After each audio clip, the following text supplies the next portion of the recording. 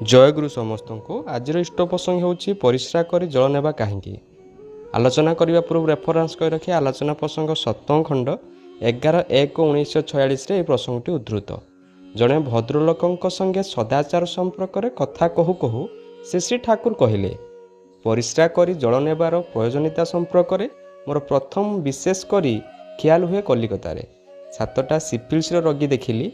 तांकर सिफिल्स होईछि सिफिल्स रोगीर हाथरू पानी पी पानी मध्य खराब किछि रहिले मध्य अनेक समय परिश्रा सेटा को बाहर कर देबाकू चाहे।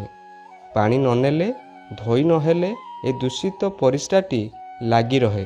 तापर जदि कौनसी कारण स्थान खंडिया हो जाए तेबे यही दूषित जिनिसटा रक्तर संगे मिसी सिफिल्स होबार संभावना रहे।